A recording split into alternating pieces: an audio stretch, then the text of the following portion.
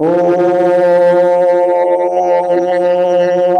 सहना भवतु सहनौ भुनक्तु सह वीर्यं करवावहै तेजस्विनावधीतमस्तु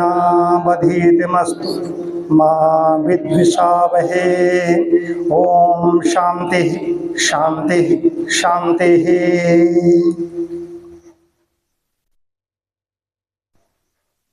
कल हम लोग चर्चा कर रहे थे वेद कितने हैं।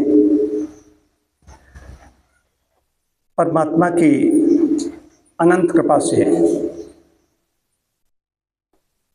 प्रभु की शक्ति और सामर्थ्य से ही हम सभी लोग नित्य अग्निहोत्र यहाँ पर कर पा रहे हैं। कृपा इसलिए, कृपा तो है ही है, कृपा इसलिए कि जो 5 वर्ष में भी एक बार हवन नहीं छोड़ता, इसको विशेष कृपा मानी जाएगी। नित्य अग्निहोत्र करने वाले यहाँ पर अग्निहोत्री उपस्थित हैं। बात हो रही थी वेद की।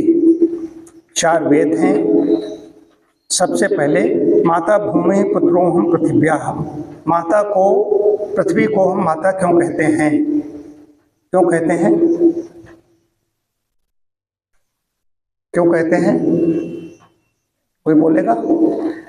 माता इसलिए कहते हैं कि पहली जो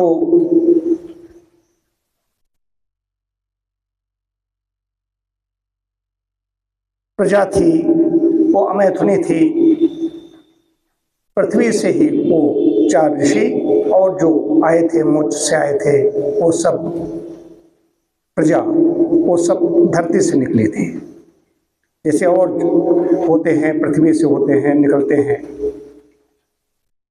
उन्हीं उसी तरह से ये हुआ था 4 ऋषि। तो 4 वेद हैं, ऋग्वेद, यजुर्वेद, सामवेद और अथर्ववेद। तो पहले ऋषि हैं ऋग्वेद के, कौन हैं? अग्नि। अग्नि ऋषि हैं ऋग्वेद का। और 2 उसमें भाग में हैं। इनको वेदों को श्रुति भी कहा गया। पहले 4 ऋषि थे, अग्नि, वायु, आदित्य और अंगिरा। ऋग्वेद के कौन हैं? अग्नि है। यजुर्वेद के वायु हैं। सामवेद के आदित्य हैं और अंगिरा ऋषि हैं अथर्ववेद के। तो 4 ऋषियों के अंदर ये ज्ञान प्रकट हुआ, अंदर से ज्ञान दिया परमात्मा ने, उनको सुनाया, अंदर से उनको ज्ञान मिला। उसके बाद उन्होंने किसको ज्ञान दिया? सबसे पहले, उसके बाद में उन्होंने ब्रह्मा को। ब्रह्मा ने बाद में जो प्रजा में उसको सबको बताया। तो बताया कैसे? श्रुति। श्रुति कहाँ से आया? श्रुति बैठी नहीं, श्रुति। श्रुति का मतलब है सुन करके। तो ये जितने भी वेद हैं और शास्त्र हैं, उसमें 2 तरह के हैं। वेद संहिता हैं, वेद हैं, ग्रंथ हैं। ये शुद्ध सुन करके इनको शुद्ध कहा गया है। और दूसरा क्या है? स्मृति। जितने भी आरण्यक हैं, ब्राह्मण ग्रंथ हैं, उपनिषद हैं, दर्शन हैं, वो सब क्या हैं? स्मृति। शुद्ध स्मृति। 2 प्रकार के हमारे पास शास्त्र ग्रंथ जो भी हैं। जब धीरे धीरे क्षमता समाप्त होने लगी, सुनकर के याद रखने की क्षमता समाप्त होने लगी, उसके बाद में ये पुस्तक के रूप में, ग्रंथ के रूप में उनको लाया गया। जैसे हमने कहा कि हमने एक दर्शन कई बार पढ़ा, यहाँ पर वाचन किया, उसका हम कहें आगे पढ़ाओ, लेकिन कहते हैं अभी तुम नहीं पढ़ा पाएंगे। तो इसलिए क्या किया जाए? तो पुस्तक को दिया जाए।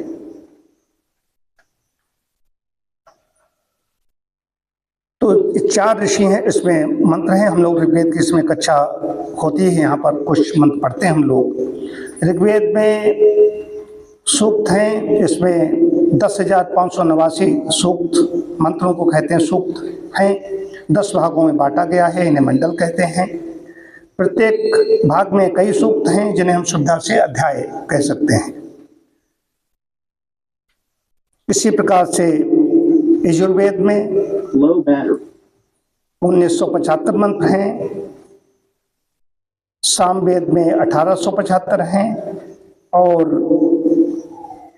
5,977 मंत्र हैं अथर्ववेद में।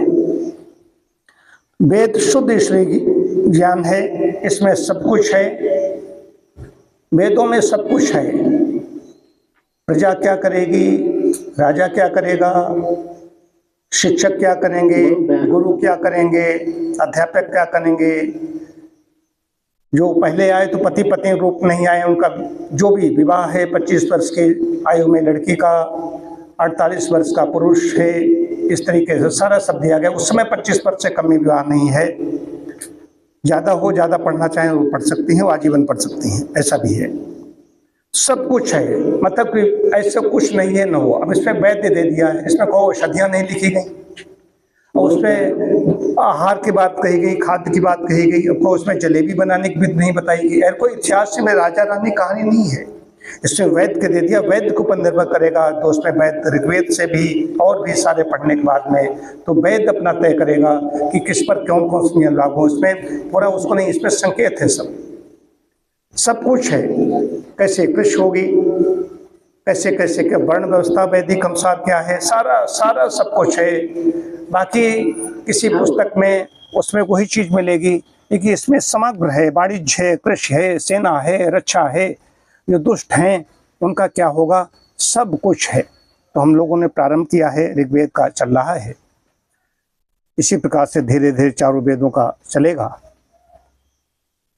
और आज ये आपको वेदों के बारे में, उनके मंत्रों के बारे में, उनके ऋषियों के बारे में बताया था कि ये भी जानकारी नहीं है। लोगों ने वेदों के जानते हैं, वेदों के बारे में नाम सबने सुना है, लेकिन वेद कैसे क्या उनको क्रम नहीं मालूम, उसके नाम नहीं मालूम। नाम मालूम हो तो वेदों का दर्शन नहीं किया, पढ़ना तो दूर की बात है। इसलिए वेद मंदिर यहाँ पर बनाया गया कि लोग वेदों के दर्शन कर सकें।